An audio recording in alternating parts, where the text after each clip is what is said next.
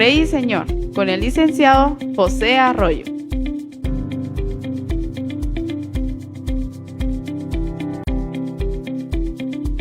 Ya viene. Ministerio Jesucristo, Rey y Señor, con el licenciado José Arroyo.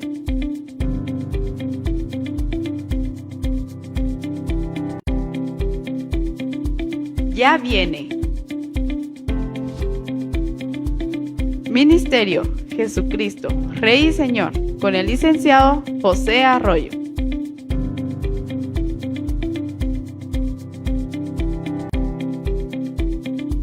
Ya viene. Ministerio Jesucristo, Rey y Señor, con el licenciado José Arroyo.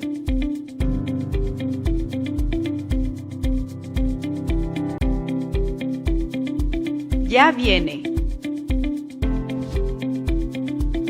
Ministerio Jesucristo, Rey y Señor, con el licenciado José Arroyo.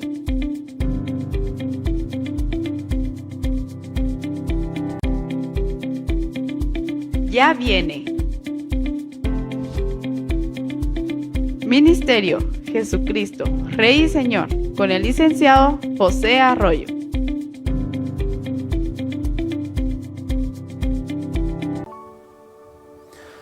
Muy buenas tardes, nuevamente estamos acá para un estudio más de la palabra de Dios, para interpretar lo que el Señor tenga para nosotros y comentar también las Escrituras.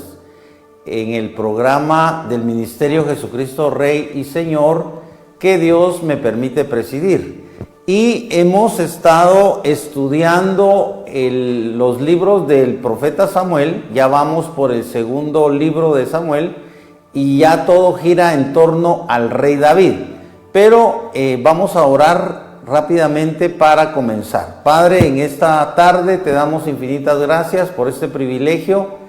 Te alabamos, Señor, porque tú permites que podamos investigar, inquirir, meditar, conocer tu palabra, y estamos rogándote específicamente la misericordia de tu Espíritu Santo para que Él nos dé inteligencia y nos dé la capacidad de comprender tu palabra, de escuchar tu voz, y sobre todo Él revele a nuestro corazón a tu Hijo Jesucristo, el cual es bendito por los siglos de los siglos. Amén.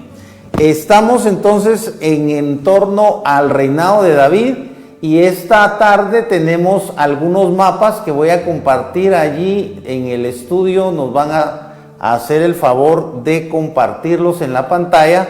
El primer mapa que tenemos es solo para aquellos que ya olvidaron o tal vez no han consultado cómo estaban distribuidas las tribus de Israel. El mapa se llama las 12 tribus de Israel y va a aparecer, o ya aparece allí en sus pantallas. Podemos ver que tenemos la región de Palestina, y en primer lugar al norte tenemos la región ocupada por los arameos. Es interesante que entonces este fue el origen del idioma que recuerden ustedes que hablaban en la época de Jesús, y que Jesús mismo y los discípulos hablaban en arameo porque tenían esa influencia de esa cultura.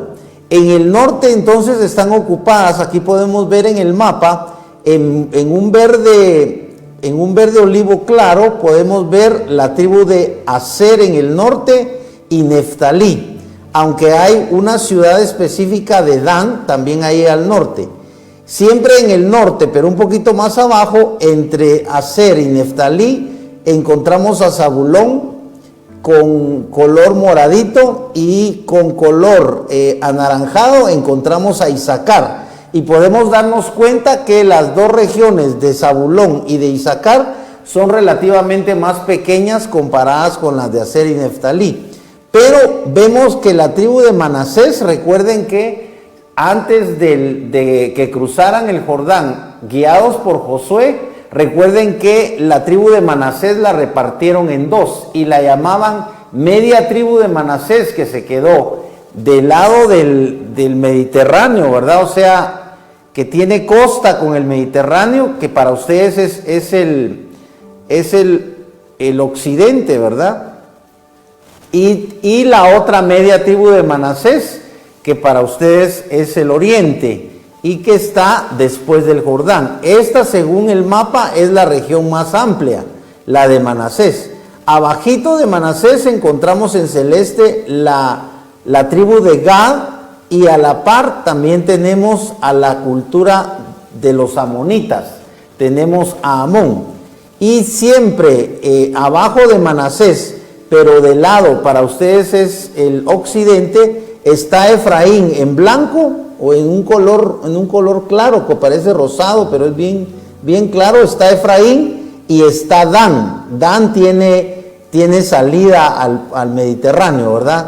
Debajo de Dan ustedes pueden darse cuenta que ya en el sur está la región de los filisteos, donde está Gat, que es la actual región que está en conflicto porque colinda con la región de Israel. Israel del siglo XXI, ustedes saben que hay guerra entre esa región de Gat y la región que ocupa Israel, que es prácticamente la que según este mapa es la región de Judá, que está en un color beige. Dentro de la región de Judá, ahí en el sur podemos encontrar a Simeón, y abajo, que para ustedes es acá, es hacia el oriente, pero es el sur, digamos como el suroriente, está Moab siempre y está Edom. Ahora vamos a pasar al segundo mapa porque no tenemos mucho tiempo. En el segundo mapa, allí en el estudio, vamos a pedir que nos cambien al mapa número 2. El mapa número 2 es el que marca los dos reinos de Israel en la época de Saúl y de David. Y aparece en celeste el reino de Israel, que por supuesto tiene al norte al reino de Aram, Damasco, y tiene al centro al reino de Amón, y tiene al sur el reino de Moab. Y siempre al sur, pero en la región de Palestina, debajo del reino de Israel, encontramos en color anaranjado el reino de Judá. Recuerden ustedes que primero David fue nombrado rey del reino de Judá, y es la parte que está con anaranjado, y podemos ver que es más pequeña que la parte norte, que es el reino de Israel. Pero recuerden ustedes que platicábamos acerca de que a través de Abner tenía la intención de cederle el reino de Israel a David, y llega a platicar con David. Recuerdan que hablamos de eso, y dos asesinos matan a Isboset, que es el rey del reino de Israel, y le traen la cabeza a David. Y David, por supuesto, que repudia ese asesinato y manda matar a esos dos asesinos. Pero a raíz de la muerte tanto de Abner como de Isboset, el reino le queda a David, y entonces podemos resumir que tanto el reino de Israel como el reino de Judá era todo el reino que le quedó a David. Ahora vamos a pasar al mapa número 3, que es ya el imperio de Salomón. Aquí el mapa, allí en estudio nos van a cambiar el mapa al número 3, donde está en inglés Solomon's Empire. Y aparece en rojo aparece the territory of Israel before David became king. El territorio de Israel antes de que David llegue a ser rey. Está en rojo, si se dan cuenta es pequeño. Luego está en color piel, digamos en un color marrón o un color café claro. Dice area conquered by David and inherited by Solomon. Dice área conquistada por David y heredada al rey Salomón, o heredada a Salomón. Y la tercera parte que está al norte dice area under strong economic influence of Solomon. Área bajo la influencia, la fuerte influencia económica de Salomón. Esos son los tres mapas. Todavía creo que tenemos un cuarto mapa. Tenemos un cuarto mapa allí, vamos a pedir en el estudio, porque este cuarto mapa marca los reinados o las culturas o los pueblos que estaban rodeando a Israel, ¿verdad? Entonces, en este cuarto mapa vemos que está el imperio asirio al norte y el reino arameo de Damasco está en un turquesa. Luego podemos ver que del lado occidental está la parte celeste del reino de Israel, pero a la par está en un amarillo, digamos mostaza o algo así, el reino de Amón, que está en el centro. En el sur está el reino de Judá, que por supuesto es parte de Israel, pero mucho más al sur está el reino de Edom. Y del lado, para ustedes es este lado, el reino oriental, al oriente del Mar Muerto, del Mar Salado, está el reino de Moab. Y mucho más mucho más al sur, pero siempre en occidente están las tribus árabes. Muy bien, eso va a ser todo en relación a los mapas, porque estamos entrando en una etapa en la que ya David, recuerden ustedes que ya es rey. Y acá habíamos platicado acerca de que David tenía en su corazón la intención de hacerle un templo a Dios. Pero recuerden ustedes que Dios le habla a través del profeta Natán. Esto está en el capítulo 7, versos 5 al 11. Vamos a volver a leerlo, aunque ya lo habíamos dicho. Y Natán respondió al rey. El rey le expresa a Natán, eso lo platicamos en la clase pasada, el rey le expresa a Natán su deseo de construir el templo. Entonces Natán, en una respuesta humana, le dice en el verso 4, capítulo 7, y Natán respondió al rey: ve, haz todo lo que está en tu corazón, porque Yahvé está contigo. Verso 4, pero aconteció que esa misma noche llegó palabra de Yahvé a Natán diciendo: ve y di a mi siervo David, así dice Jehová, tú me edificarás casa en que yo habite. Le está preguntando, ¿verdad? Porque no he habitado en casa alguna desde el día en que hice subir a los hijos de Israel de Egipto hasta hoy, sino que estuve en tienda y en tabernáculo. Recuerden que aquí Dios le habla a David a través de Natán y le dice que no, que él no le edificará casa, porque esa decisión no le corresponde a David, sino que es una decisión divina. O sea, si Dios quería una casa, como Él es Dios, Él es el que tiene que ordenar la construcción de la casa. Y es cuando ustedes recuerdan que a través de Natán Dios le dice que el que le hará casa será Salomón. Eso está en el verso 12. Vamos a adelantar. Dice, está hablando Natán con David, pero está hablando Dios a través de Natán con David.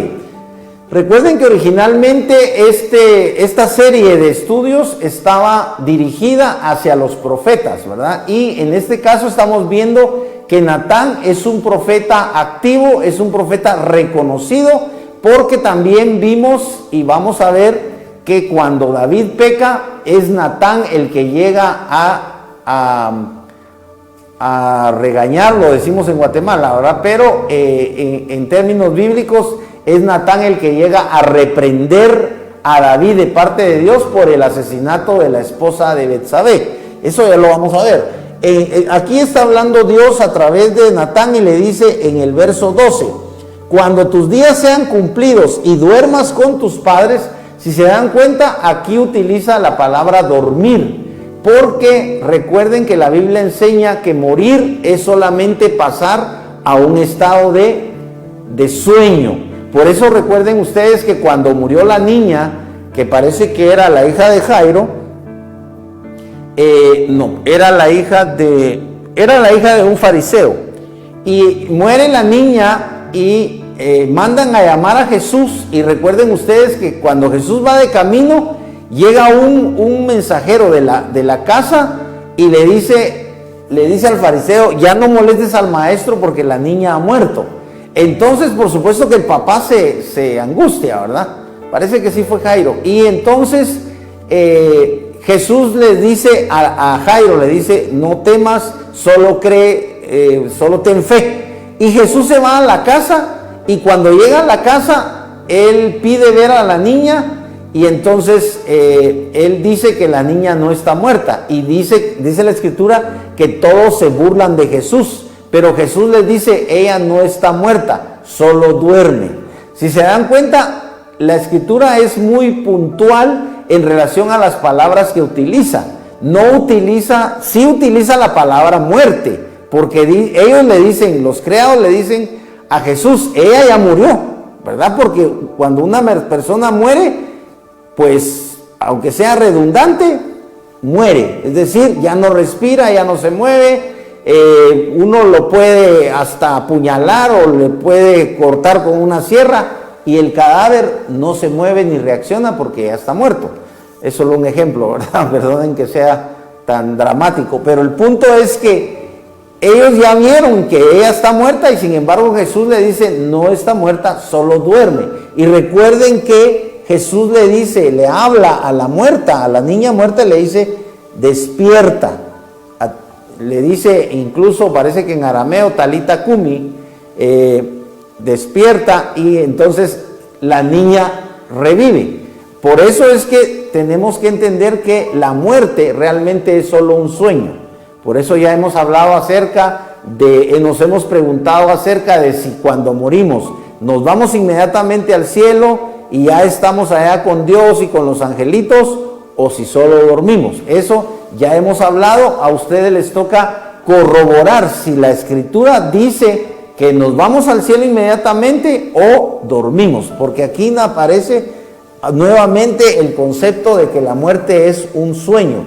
Cuando tus días sean cumplidos y duermas con tus padres, entonces levantaré de tu descendencia después de ti a alguien que saldrá de tus entrañas y afirmaré su reino. Él edificará mi casa a mi nombre y yo afirmaré el trono de su reino para siempre. Si se dan cuenta, aquí está hablando Dios a David a través de Natán acerca de Salomón, porque ya sabemos que Salomón es el que es coronado rey después de David.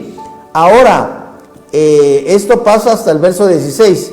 Dice verso 15, pero mi misericordia no se apartará de él como la aparté de Saúl, a quien quité de delante de ti. Tu casa y tu reino permanecerán para siempre ante ti, y tu trono será estable eternamente. Si se dan cuenta, aquí Natán está dando una profecía a David y se refiere a Jesús, porque está hablando de algo eterno. Y ya sabemos que en la tierra no hay nada eterno. Ya desaparecieron todas las culturas, ya desaparecieron los asirios, los acadios, los babilónicos, ya desapareció el imperio romano. Antes de ellos estuvo el imperio griego, ya desaparecieron los imperios posteriores. Bueno, el imperio romano fue uno de los últimos imperios. Recuerden que Napoleón trató de que hubiera otro imperio y que se autoproclamó emperador, pero Napoleón después, recuerden que fue juzgado y fue sentenciado a morir en el exilio y lo mandaron a una isla, ¿verdad? O sea, realmente ya no hubo emperadores después de eso. Entonces, aquí nos está hablando de un imperio eterno. Tu casa y tu reino permanecerán para siempre, porque recuerden que esta profecía se cumple a través de Jesucristo. Pero Jesucristo mismo, que predica la venida del reino de Dios, recuerden que hemos hablado acerca de que un reino tiene que tener llenar tres características. Debe haber un rey, y Jesús es el rey. Debe haber súbditos, y todos los que creyeron en Jesús, aunque eran judíos, porque no todos los judíos creyeron, pero los judíos que sí creyeron, porque los discípulos y los apóstoles, recuerden que eran judíos. No había apóstoles gentiles, porque recuerden que Pablo, incluso, que fue el último apóstol, era fariseo, o sea, Pablo era judío. Y la tercera característica para un reino es que tenga territorio.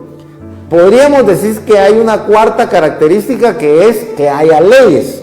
El pueblo de Israel tenía leyes, y nosotros tenemos todo el Nuevo Testamento, que son las cartas apostólicas, que podría considerarse como toda la constitución, entre comillas, del pueblo de Dios, pero del pueblo de Dios cristiano.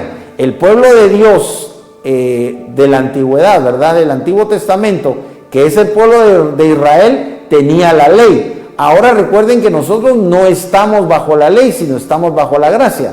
Claro que recuerden también que estar bajo la gracia no significa que yo puedo hacer lo que se me da la gana y que puedo ser libertino, porque claramente Pablo dice que no perseveraremos en el pecado para que abunde él pregunta, ¿perseveraremos en el pecado para que abunde la gracia? En ninguna manera, o sea, no perseveramos en el pecado. Los cristianos no perseveramos en el pecado. Los cristianos que perseveran o que están perseverando en el pecado, cualesquiera pecados que sean, pueden ser sexuales, pueden ser de vicio, pueden ser incluso pecados de carácter, ¿verdad? Hay hombres que son muy celosos, hay esposos que son evangélicos y se atreven incluso a golpear a sus esposas.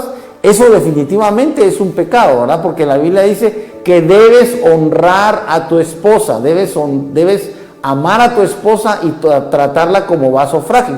Y también hay mujeres que se les olvida que el hombre ha sido constituido como cabeza de ellas, como autoridad de ellas, y que ellas deben sujetarse voluntariamente al varón. Y hay esposas que, aunque sean evangélicas, hay esposas que tratan muy mal a sus esposos, y como ellos son cristianos y son muy humildes, incluso hay mujeres que les pegan a sus esposos.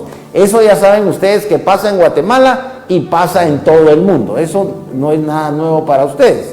En fin, aquí vamos a volver a acerca de lo que Dios habla David con Dios acerca del pueblo de Israel. Vamos a adelantarnos al verso 23, siempre de este capítulo 7. ¿Y qué otra nación hay en la tierra como tu pueblo Israel, el cual Dios vino a redimir como pueblo suyo? Fíjense que aquí estamos hablando de una época en la que la redención ya se toca, o sea, ya se habla de redención. Dice que Dios aquí usa la palabra Elohim, que recuerden que algunos pronuncian Elohim o Elohim, es el nombre plural de Dios. Recuerden que Dios es uno, pero se manifiesta en forma plural. Recuerden que Él dice, hagamos al hombre. También dice, descendamos. Entonces, Jesús dijo, el Padre y yo uno somos. Y ya está hablando en plural, porque está diciendo, el Padre y yo uno somos. Y también Jesús dice, os enviaré otro consolador. Entonces ahí está Jesús demostrando que está el Padre, está Él y está otro consolador, que es nada menos que el divino consolador, el Espíritu Santo, al cual Cristo envió y el cual es bendito por la eternidad y está con nosotros. Ellos tres sabemos que es un solo Dios. Lo que pasa es que solo si tú tienes fe, solo si tú usas la mente de Cristo, que la Escritura dice que tú debes tener, entonces no te complicas. Tú entiendes que Dios es uno, pero se manifiesta como Padre, Hijo y Espíritu, y esa, ustedes saben que es incluso una teología católica. Esa no es una teología evangélica, pero es una teología acertada. Y por eso es que no aparece en la Escritura la palabra Santísima Trinidad, ni la palabra Trinidad, ni aparece la palabra Dios Trino. Eso no aparece, sin embargo, eso es producto de la teología católica, pero es acertada. Entonces, eso, por ejemplo, así como muchas cosas, la iglesia protestante o la iglesia reformada, que es de la iglesia de donde viene la iglesia evangélica de todas las denominaciones de Latinoamérica y del mundo, heredó muchas cosas de la iglesia católica, ¿verdad? No vamos a hablar de eso, pero debemos reconocer qué cosas heredamos de la iglesia católica, que por supuesto son bíblicas, ¿verdad? Porque todo lo que no es bíblico, ya saben ustedes que no es agradable a Dios, o que no se puede, si no se puede demostrar con la Biblia, no estás tú obligado a creerlo, ¿verdad? Entonces, es un tema bien complejo.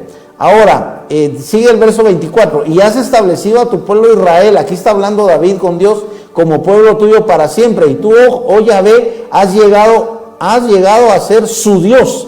Ahora pues Yahvé Elohim confirma para siempre la palabra que has hablado acerca de tu siervo y de su casa, y haz como tú has dicho, que tu nombre sea engrandecido para siempre, y que digan Yahvé Sabaoth, o sea, Yahvé de los ejércitos es el Dios de Israel, y que la casa de tu siervo David, porque está hablando David, sea firme delante de ti, porque tú Yahvé de los ejércitos, Dios de Israel, has despertado el oído de tu siervo diciendo, yo te edificaré casa, porque recuerden que Dios le dijo a David que él edificaría casa. Por eso tu siervo ha hallado en su corazón osadía para elevar esta oración ante ti. Ahora pues, Adonai Yahvé, Adonai, recuerden que es otro de los nombres de Dios, es el Señor, el dueño, Adonai Yahvé, tú mismo eres Ja Elohim, y tus palabras son verdad, y has hablado a tu siervo este bien. Dígnate pues bendecir la casa de tu siervo para que esté siempre en tu presencia. Miren qué oración tan hermosa la que hace David. Aquí, por supuesto, David no ha cometido el terrible pecado que va a cometer, pero vemos aquí el grado de comunión que tiene David con Dios. O sea, en eso, si ustedes se dan cuenta, en eso se demuestra la fe de David, porque aquí no dice que Dios se le apareciera, aquí dice que David está hablando con Dios. Así que tú puedes hablar con Dios sin que Dios se te aparezca. Por eso es que vamos a decirlo con una palabra un poco fuerte, ¿verdad? La necedad de los ateos es que hasta que ellos no vean a Dios y no lo toquen, lo cual no puede suceder porque dice la Escritura que no le verá, Dios dice que no le verá ojo humano porque el que lo vea muere. O sea, la grandeza de Dios, el poder de Dios, la magnificencia de Dios es tan grande que recuerden que llegó el profeta Isaías, llegó al cielo y se enfrentó al trono de Dios. Y dice David, ay de mí que soy muerto, porque he visto a Jehová de los ejércitos. O sea, Isaías era un profeta y sabía cómo es Jehová de los ejércitos, cómo es Dios. Entonces, cuando tú tienes una teofanía, ¿verdad? Que es una manifestación de Dios, o tienes una cristofanía, tú no te equivocas en relación a que Dios. Por eso tú debes tener, recuerden que Jesús decía, el que tenga oídos para oír, que oiga. Tú le debes pedir a Dios que te dé oídos, pero no estos oídos que ya tienes, porque gracias a Dios tú puedes oír. Es una bendición tener la audición. Ustedes saben que un músico sin el oído no podría ser músico. Ustedes conocen la fatídica o la fatal historia del gran compositor Ludwig van Beethoven, que fue sordo. Y él se quedó sordo con el tiempo, sin embargo siguió componiendo, pero ustedes saben que aparte de los oídos físicos están los oídos espirituales. Y Jesús les dijo, el que tenga oídos para oír, oiga. Tú debes pedirle a Dios oír, pero no oír físicamente, oír la voz de José Arroyo o la voz de todos los que te rodean, sino oír la voz de Dios, de su palabra. Por eso es que debemos centrarnos en su palabra. Dice David, dígnate pues bendecir la casa de tu siervo para que esté siempre en tu presencia, porque tú, oh Adonai Yahvé, has hablado y con tu bendición la casa de tu siervo será bendita para siempre. Si se dan cuenta, David reconoce que la presencia de Dios es la que lo bendice y bendecirá su casa para siempre. ¿Cuál es la presencia de Dios? Tú ya lo sabes. La presencia de Dios es el Espíritu Santo de Dios, que habita en todo lugar, pero el Espíritu Santo de Dios no se manifestará a ti si no estás limpio de pecado. Y tú sabes que la única forma de ser limpio por el pecado, es por medio de la sangre de Cristo. Así que es Cristo, recuérdate que es Cristo el que te limpia de pecado y el que te capacita para que tú puedas sentir la presencia de Dios. Cuando tú recibes a Cristo, recibes el perdón, recibes la naturaleza de ser verdadero hijo de Dios y recibes nada menos que la dicha, la gran bendición, la eterna bendición de la presencia de Dios. Porque al estar Cristo, recuérdate que Cristo prometió que si Él tocaba la puerta y si tú le dejas pasar, dijo Él, entraremos y haremos morada con Él. Jesús habló en plural porque Dios habla en plural. Y entra Jesús y entra nada menos que Dios mismo y entra el Espíritu Santo, porque recuérdate que los que son o somos hijos de Dios son los que son engendrados por el Espíritu de Dios. Aunque ese no es el tema, pero eso es muy importante. Ahora vamos a seguir acá con ya leímos el 23 y 24. Ahora, David pide a Dios que afirme su casa para siempre, también ya lo leímos. David obtiene muchas victorias en diferentes batallas. Aquí vamos a ir al capítulo 8 y vamos a leer las victorias de David. Aconteció después de esto, estamos en el capítulo 8 de segundo de Samuel. Después de esto que David derrotó a los filisteos y los sometió, y David tomó la rienda de la capital de mano de los filisteos. También derrotó a Moab y los midió a cordel, haciéndolos, fíjense qué interesante lo que hace David, derrotó a los de Moab y los midió a cordel, haciéndolos echarse en tierra. O sea, se acostaron en tierra y los fue acostando uno a los pies de otro. Se acostaba uno y luego el otro a los pies del que estaba atrás, y así los acostó. Pero qué interesante, porque dice que los midió a cordel. Dice 2 cordeles para morir y 1 cordel para vivir. Y los moabitas fueron siervos de David y pagaron tributo. Recuerden que yo les dije que David había asesinado o había mandado asesinar a más de 1000 hombres. Imagínense cuántos hombres pudo haber tendido en el suelo, y dice que 2 cordeles iban a morir. O sea, mataron a un montón no crean ustedes que fueron 20 moabitas, no, fueron cientos o miles de moabitas fueron siervos de David. Dice 1 cordel para vivir, y los moabitas fueron siervos de David y pagaron tributo. Y derrotó David a Hadad Ezer, hijo de Rehob, rey de Soba, o Rehob, cuando éste fue a establecer su dominio en la región del Éufrates. Recuerden que el Éufrates está en el norte, en la región de Mesopotamia, ustedes lo saben. David le capturó 1700 jinetes y 20,000 hombres de infantería. ¿Se dan cuenta cuántos capturó? Y desjarretó David los caballos de Tiro, dejando solo los 100 carros. Y cuando los siervos de Damasco fueron a ayudar a Hadadezer, rey de Soba, David mató a 22,000 hombres de los sirios. ¿Se dan cuenta? Aquí, por supuesto que no fue David en persona el que mató a los 22,000, pero se dan cuenta que bajo las órdenes o bajo la autoridad de David como jefe de los ejércitos, o como capitán o como general, David solo en esa batalla, los soldados o los hombres, los soldados, ¿verdad? Los hombres de David asesinaron a 22,000. Si se dan cuenta, fueron miles los que David mató, o los que mandó matar, o los que murieron bajo la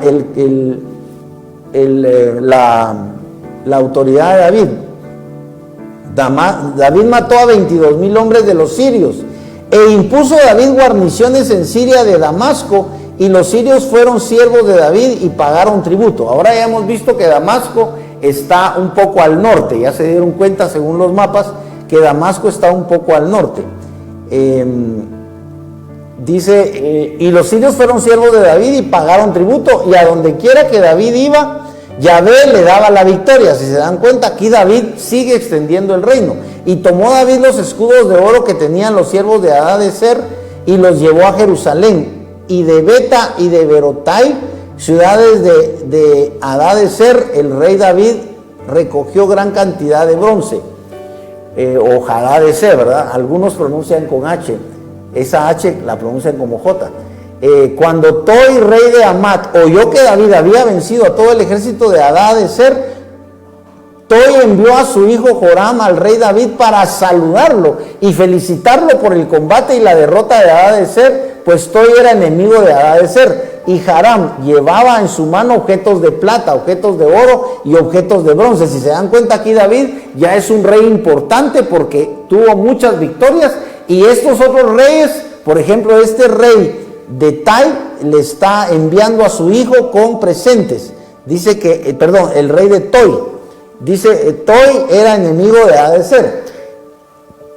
Y entonces, y Joram, que es el hijo de Toi, llevaba en su mano objetos de plata, objetos de oro y objetos de bronce, los cuales el rey David dedicó a Yahvé, añadiéndolos a la plata y al oro que había tomado de todas las naciones sometidas. Si se dan cuenta, aquí nos está dando una crónica. Este libro es una crónica. Por supuesto que dicen que parece ser que no fue escrito los libros de Samuel, no fueron escritos, sino que hasta en el siglo VIII o siglo VII. O sea, es probable que no hayan sido escritos en ese mismo siglo que ocurrieron, sino que fueron escritos después, pero todos los datos que contienen son verídicos, ¿verdad? Entonces, David ganó renombre para sí cuando regresó de derrotar a 18,000, regresó de derrotar a 18,000 sirios en el Valle de la Sal, si se dan cuenta. O sea, fueron miles, tal vez cientos de miles o más de 50,000 hombres, porque solo aquí nos están dando cifras de 22,000, de 18,000. Imagínense cuántos fueron muertos cuando los extendieron en la tierra y midieron 2 cordeles, mataron a dos tercios y dejaron a un tercio vivo. ¿Cuántos miles mataron? Entonces es impactante. Ahora, en el capítulo 9 y verso del 1 al 13 es donde David hace misericordia con Mefiboset. Dice, David preguntó, ¿ha quedado alguien? Vamos a ver acá, antes de pasar. Solo voy a terminar lo que estábamos leyendo. E impuso guarniciones en Edom. Recuerden que Edom está al sur. Por todo Edom instaló guarniciones y todos los edomitas fueron siervos de David. A donde quiera iba David, Yahvé le daba la victoria. David reinó sobre todo Israel y practicaba David el derecho y la justicia con todo su pueblo. O sea, aquí está diciendo que David era... Vamos a leerlo como dice la Reina Valera en el verso 15 del capítulo 8. Aquí lo traduce la Reina Valera. Les digo, y reinó David sobre todo Israel, y David administraba justicia y equidad a todo su pueblo. Si se dan cuenta, David era un rey que administraba justicia y equidad. Es interesante porque por eso es que David dice que era conforme al corazón de Dios. Y aunque haya pecado y aunque haya asesinado a la esposa de Betsabé, de todas formas David ya había matado a miles. O sea que un muerto más no cambiaba las cosas. Vamos a ver cuál fue la consecuencia de ese asesinato, porque una cosa es matar en la guerra y otra cosa es planificar un asesinato, que fue lo que hizo David. O sea, David no se libra de ser un hombre pecador, o sea, de que haya pecado. Por eso es que David escribe en uno de los salmos, en pecado me concibió mi madre. O sea que David es el que reconoce que en pecado fuimos concebidos, aunque tú seas hijo por supuesto, de tus padres, pero que tus padres se hayan casado por lo civil y por la iglesia, no digamos aquellos que han sido engendrados por aventuras o por violaciones. Tú sabes que hay muchos hijos y ha habido y seguramente va a seguir habiendo hijos que son engendrados por violaciones, hijos que son a veces de aventuras que tiene tal vez tu papá, ¿verdad? Es un ejemplo. Tu papá tuvo una aventura con un amante y resulta que nació otro hijo que es tu hermanastro, ¿verdad? Y tú tal vez te enteras de eso después. Pero el punto es que David, aunque tú seas hijo, como dicen, de papi y mami, y que tu papá y tu mamá se hayan casado por lo civil, por la iglesia, y que sean cristianos ejemplares, y todo lo que tú quieras, de todas formas dice que la muerte pasó a todos los hombres por cuanto todos pecaron. O sea, la escritura dice que Dios nos puso a todos bajo pecado. O sea, ya nacemos con el problema del pecado, y es un problema que si tú no lo quieres creer es cosa tuya, pero la paga del pecado es muerte. Y como nadie puede negar la muerte, porque no puedes negar que ya no existen todos los que existieron hace un siglo, y hace más de un siglo ya no existen los del siglo pasado. Mi papá, por ejemplo, les contaba que nació en 1909 y murió a los 82 años en 1985, y ya no está mi papá. Mis abuelos murieron cuando mi papá tenía 9 años, yo ni siquiera los conocí, y así pasa, ¿verdad? Todos los que estamos acá en este siglo XXI no vamos a llegar al siglo XXII, ¿verdad? Eso ya lo sabemos. Bien, entonces ahora vamos a ver acá, porque ya se nos está yendo el tiempo, vamos a ver lo que pasa, lo que hace David con uno de los descendientes de Jonatán. Está en el capítulo 9, vamos a leer. Es muy interesante porque esta historia la han relatado mucho. Dice, David preguntó, ¿ha quedado alguien de la casa de Saúl a quien yo pueda mostrarle misericordia por amor a Jonatán? Recuerden que Jonatán era su gran, como decimos en Guatemala, su gran cuate, o sea, era su hermano del alma. Ustedes saben que los mexicanos dicen mi carnal, ¿verdad? Algo así como que tú eres parte de mi carne. Y de hecho esa expresión es bíblica porque a David le dicen, en cierto momento le dicen, somos carne de tu carne. O sea, eso se refiere a algo así como que los hijos que tú tienes, que son legítimos por supuesto, son carne de tu carne, ¿verdad? Y para una madre, los hijos son carne de su carne porque ella los tuvo en su matriz, en su vientre, y ella los dio a luz. Entonces, esta relación de carne de la carne es bíblica, ¿verdad? Entonces, Jonatán era muy amado. Recuerden que David expresó que el amor de Jonatán le era mucho más, más bello, como era un amor que era más excelente que el amor de muchas mujeres, porque ya sabemos que el amor entre hombre y mujer, pues lógicamente siempre tiene una fase, ¿verdad? Que es la intimidad, ¿verdad? Que es, ustedes ya saben qué es. Entonces, pero el amor de pareja, el amor conyugal, ustedes mejor que yo saben que pasa o atraviesa por muchos problemas. Acaba de morir un amigo mío, que me reservo el nombre, fue compañero mío de la promoción de 1981. Imagínense, ya cumplimos 40 años de habernos graduado de maestros de música. Él además estudió en una licenciatura en deporte y fue un personaje en relación al deporte, pero él murió recientemente, no tiene como 2 semanas de haber muerto. Él acaba de morir y el punto es que la muerte no se puede negar. Así que cuando la Biblia dice la paga del pecado es muerte, si alguien no quiere creer en que Dios existe, en que la ley de Dios es la autoridad, no puede negar la muerte. Ningún ateo puede negar la muerte.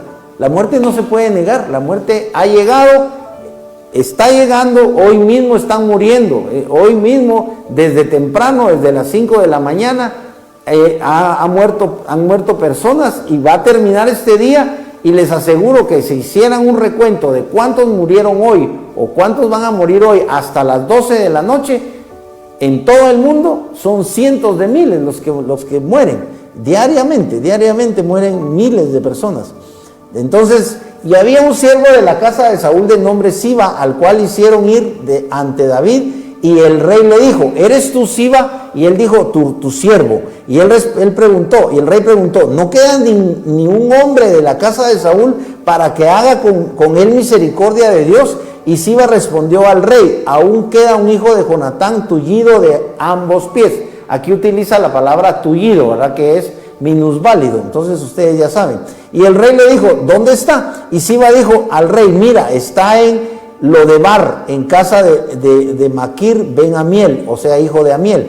Y el rey David envió a traerlo de casa de Maquir ben hijo de Amiel en Lodebar. Y cuando Mefiboset, se llamaba el hijo de Jonatán, miren qué interesante, hijo de Jonatán, hijo de Saúl, llegó ante David, cayó sobre su rostro y se postró. Y dijo David, Mefiboset, y él dijo, he aquí tu siervo. Entonces David le dijo, no temas, porque ciertamente haré contigo misericordia por amor a Jonatán tu padre, y te devolveré la tierra de Saúl tu padre, y comerás siempre en mi mesa. Y él se postró y dijo, miren qué interesante, qué impactante esta escena. Recuerden ustedes que los hermanos de José, cuando José tuvo el sueño de que el sol y la luna y 11 estrellas se postraban delante de él, los hermanos de José se burlaron. Pero cuando pasaron como 15 años, ¿verdad? Porque José tenía como 30 años también cuando comenzó a ser vicefaraón. Los hermanos de José llegaron y se postraron ante José. O sea, esta no solamente era una costumbre oriental, sino que estamos viendo en la Biblia que era una forma de humillación, de reconocer la superioridad de la otra persona. Y aquí nos está haciendo ver la escritura de nos está haciendo ver que Mefiboset se postra, dice, y él se postró y dijo, ¿qué es tu siervo para que te fijes en un perro muerto como yo? Fíjense la estima o la baja autoestima que tenía Mefiboset de sí mismo. Él se dijo a sí mismo que era un perro muerto. Ustedes saben que un perro muerto es algo que uno no quiere ni oler, porque el perro muerto ya hiede, ¿verdad? Encima era un perro, era un animal, y aunque lo hayamos querido mucho, el perro muerto hay que enterrarlo, ¿verdad? Entonces, esa es la comparación que hace Mefiboset. El rey llamó entonces a Siba, siervo de Saúl, y le dijo, todo lo que fue de Saúl y de toda su casa, y se las entrego al hijo de tu amo. Tú, tus hijos y tus siervos le cultivarán la tierra y entregaréis para que el hijo de tu amo tenga pan para comer, aunque Mefiboset, el hijo de tu amo, comerá siempre pan en mi mesa. Y Siba tenía 15 hijos y 20 siervos. Imagínense que Siba no era un criado cualquiera, tenía 15 hijos. Dice, y Siba dijo al rey, conforme a todo lo que mi señor el rey ha ordenado a su siervo, así hará tu siervo. Y Mefiboset comió en la mesa como uno de los hijos del rey. Si se dan cuenta, fue como que si David adoptara a Mefiboset, y esta es una historia muy linda porque ha tenido muchas interpretaciones y ha sido objeto de muchas predicaciones, tal vez de miles de predicaciones acerca de la misericordia que hace David, que en cierta forma David representa a Cristo, porque recuerden que Jesucristo viene de la tribu de Judá, y es la misma tribu de David, y Jesús nace en Belén, y recuerden que la tribu donde nace David también es Belén, o sea, ellos, pero sobre todo la promesa de Dios, que ya la leímos, que es una promesa que Dios le hace a David, estando vivo David, le dice que él afirmará su trono para siempre. Ese trono será el trono de Jesucristo como rey. Estábamos hablando acerca del reino de Dios que Jesús trajo a la tierra, porque vino el rey, que es Jesús. Pero el problema es que no todos aceptan a Jesús como rey. Entonces, para los cristianos, Jesús es el rey. Y los cristianos somos el pueblo o los súbditos de Jesús el rey. Pero por ejemplo los musulmanes no reconocen que Jesús sea el rey, porque los musulmanes, ustedes saben que solo se relacionan, entre comillas, con Dios mismo, ¿verdad? Y ustedes saben que le han dado el nombre a Dios de Alá. Ustedes saben eso. Es el mismo Dios, Alá es el mismo Dios nuestro, Jehová o Yahvé o simplemente Dios. Eso no se puede negar. O sea, Alá no es otro Dios. Alá es el Dios verdadero, porque los musulmanes saben que hay que adorar a Dios en espíritu y en verdad. Recuerden que esa es una enseñanza de Jesús, y ellos, ustedes saben que los musulmanes 5 veces al día se postran ante Dios, cosa que nosotros no hacemos. A veces nosotros no nos postramos ante Dios ni una vez al día, ni una vez a la semana, ni una vez al mes. Casi nunca nos postramos ante Dios. Y una de las expresiones de sumisión, de rendición, de humillación ante Dios es postrarte. Tú no debes sentir vergüenza ni en público y mucho menos en privado. Tú estás en privado en tu casa y tú puedes postrarte delante de Dios. Y aunque no lo estás viendo, si tú crees en Jesús y si tú le pides a Dios en el nombre de Jesús que Él se manifieste a ti, Él se podrá manifestar y Él te hará sentir su presencia. No hay nada más hermoso, nada más maravilloso, nada más, como les dijera, porque son tantos adjetivos, ¿verdad? Nada más glorioso que poder sentir la presencia de Dios. Esa presencia de Dios divina, esa Shekinah, que los antiguos sí podían ver, pero nosotros ya no podemos ver. Recuerden que Shekinah es la presencia manifiesta de Dios, pero en el Antiguo Testamento esa Shekinah se pudo ver solamente cuando Dios sacó al pueblo de Israel de Egipto, y fue la Shekinah que se manifestó en el monte Sinaí cuando Dios descendió y dio las leyes. Pero esa Shekinah ya no la podemos ver. Sin embargo, esa Shekinah divina, maravillosa, que es la presencia de Dios, puede descender allí, y eso es lo que tú debes buscar, eso es lo que tú debes esforzarte. Recuerda que la Escritura te exhorta a que busques a Dios. Dice, buscad a Dios mientras pueda ser hallado. O sea, puede llegar un momento en el que ya no sea tiempo. Porque si tú, por ejemplo, se le acaba de pasar a un amigo, tú vas en moto y él se fue en un agujero, en un hoyo de la carretera, y la moto, cuando la llanta entró en el agujero, lógicamente lo lanzó a él en el aire y él dio 4 vueltas y cayó. Producto de eso es que ahora mi amigo está en el hospital. No me reservo su nombre, pero es un amigo muy querido mío.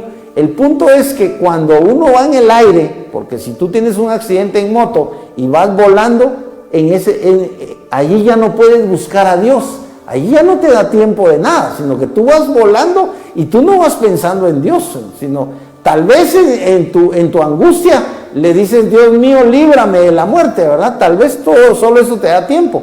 Pero tal vez no te va a dar tiempo de, Señor, libra de mis pecados, perdóname este otro pecado. No te da tiempo porque eso ocurre en segundos. Y cuando tú sientes, caes y no sabes si al caer vas a morir. Este amigo mío que está en el hospital tenía casco, al caer se golpeó la cabeza y ahora tiene una especie de derrame y está sufriendo en el hospital. Entonces, les cuento esto porque hay un tiempo. Recuerden que Salomón decía, hay tiempo de nacer y tiempo de morir. Hay tiempo para todo. Así que hay un tiempo y la Escritura dice, hoy es el día de Dios, el día agradable a Dios. Y también recuerda que dice que hoy es el día de salvación. No hay salvación mañana, porque tú no sabes si mañana ya no vas a estar aquí. No se sabe. Si tú ya tienes 80, 90 años, no se sabe si mañana ya no vas a estar. Este amigo mío que murió también, que murió recientemente, murió a los 65 años. Ya era maduro, pero no era un anciano de 90 años. Sin embargo, ya murió. No se sabe cuándo vendrá la muerte. Así que por eso dice, prepárate para el encuentro con tu Dios. Pero tú debes prepararte para el encuentro con tu Dios hoy. Hoy es el día de salvación. Hermanos y amigos, no piensen que tienen la vida comprada. Como les he dicho, que decía mi papá, no tenemos la vida comprada. Solo Dios sabe si vas a vivir mañana o no. Por eso cada día es un regalo. Dice la Escritura, nuevas son cada mañana las misericordias de Dios. Tú ya lo sabes. Casi estamos por terminar porque ya se nos fue el tiempo. Estamos aquí que ya hizo David. Ahora aquí vamos a entrar a una batalla que ya no va a haber tiempo para leer, pero está en el capítulo 10, verso 2 al 4. Dice, después de esto aconteció que murió el rey de los amonitas y en lugar suyo reinó su hijo Hanún. Puede ser Hanún, ¿verdad? Pero puedes decir Hanún. Entonces David dijo, haré misericordia con Hanún, el hijo de Naas, así como su padre hizo misericordia conmigo. Porque recuérdate que este es el rey que acogió a David cuando David estaba escapando de Saúl y cuando David se pasó al bando de los filisteos. Entonces, así como su padre hizo misericordia conmigo, y David envió a sus siervos para consolarlo por su padre. Pero cuando los siervos de David entraron en tierra de los amonitas, los príncipes de los amonitas dijeron a su señor Hanún, ¿crees que David está honrando a tu padre porque te ha enviado consoladores? ¿No te ha enviado David a sus siervos para reconocer la ciudad, para espiarla y conquistarla? O sea, los siervos de este rey no creyeron en que David tenía buenas intenciones. Entonces Hanún tomó a los siervos de David, los rasuró la mitad de la barba, les cortó sus vestiduras hasta la mitad de las nalgas y los despidió. O sea, no los mató ni los golpeó, pero para ellos era una ofensa que les rasuraran la barba y sobre todo les cortaron los vestidos y los dejaron, como decimos, con las nalgas de fuera. O sea, se les veía las nalgas, ¿verdad? Ustedes ya saben qué son las nalgas. Cuando informaron a David, él envió a encontrarlos, pues los hombres estaban muy avergonzados y el rey hizo decirles, permaneced en Jericó hasta que crezca vuestra barba, entonces regresaréis. Aquí va a haber una guerra. Y cuando los amonitas supieron que habían sido aborrecidos por David, los amonitas mandaron a contratar a los sirios de Bet-Rehob y a los sirios de Soba, 20,000 infantes, y del rey de Maaca 1,000 hombres, o sea, 21,000 hombres, y de Istob 12,000 hombres. 21,000 son 33,000. Cuando David lo oyó, envió a Joab. Recuerden que Joab era el jefe del ejército de David. Envió a Joab con todo el ejército de hombres valientes, y los amonitas salieron a presentar batalla a la entrada de la puerta de los sirios de Soba, de Rehob, de Istob y de Maaca estaban aparte en el campo. O sea, habían miles. Esto ya va a terminar porque era solo hasta el 4. Ellos pelean y esto está aquí en el 19. Y viendo Joab que la batalla se le presentaba por el frente y por la retaguardia, escogió entre los mejores hombres de Israel y los colocó en orden de batalla contra los sirios, y entregó el resto del pueblo en mano de Abisai su hermano, y poniéndolo en el orden de batalla contra los amonitas, dijo: si los sirios son demasiado fuertes para mí, tú me ayudarás, y si los amonitas son más fuertes que tú, entonces yo te ayudaré. Aquí vamos a ver, y aquí nos vamos a quedar, que ellos ganan esta batalla. Y entonces el nuevo rey de los amonitas, cometió un grave error al afrentar a los mensajeros de David. Y recuerden que este asunto de los mensajeros incluso es nombrado en los evangelios, cuando Cristo dice que Dios, que un señor organizó una gran cena, que el Señor envió a sus siervos para que le dieran cuenta de lo que les había encomendado a los, por así decirlo, los propietarios de la tierra, y que estos mataron a los siervos. Entonces dice que este señor envió a su propio hijo y pensó que iban a tener respeto de él, y lo mandó, y los dueños de la tierra, que la tierra no era de ellos, sino que solamente estaban bajo ese señor, agarraron al hijo y también lo mataron, porque es una analogía de lo que pasó con Cristo. Dios mandó a los profetas y los mataron, y Dios envió a Cristo y lo mataron. Así es la humanidad. Pero vamos a terminar acá y vamos a dar gracias por este estudio. Padre, en el nombre de Jesús, te damos infinitas gracias porque tú nos permites estudiar tu palabra, meditar en ella. Padre, en el nombre de Jesús estamos orando para que sea tu Espíritu Santo divino, que eres tú personalmente en la tierra, en todo lugar y en todo momento, bendito por los siglos de los siglos. Seas tú, Señor, el que dé testimonio a mis hermanos que están allí en su casa, o a los televidentes, de que es Jesucristo el único camino hacia ti. Es a través de Jesucristo que cada uno de nosotros puede acercarse a Dios. Padre, estamos rogándote que sea revelado tu Hijo Jesucristo en el corazón y en la mente de mis hermanos y de los televidentes, para que ellos alcancen por fe la salvación en Cristo. En esta tarde tú puedes pedirle perdón a Dios y tú puedes entregarte a Cristo. Puedes decirle: Señor, te abro mi corazón, te entrego mi vida, te entrego mi alma, te entrego todo mi ser, incluso te entrego mi casa, te entrego mis bienes. Sé tú mi Señor, mi Dios, mi Salvador. Padre, en el nombre de Jesús, que también de tu presencia, por misericordia, tu Espíritu Santo divino, que es el Santo Consolador que tú has enviado, haga misericordia, Señor, con todos aquellos que están enfermos, y que ponga su dedo divino, su mano divina de sanidad sobre aquellos cuerpos que están enfermos. Hermanos, si tú estás enfermo, amigos, si tú estás sufriendo quebrantos de salud, toma la palabra de Dios y pon tus ojos, la Escritura dice,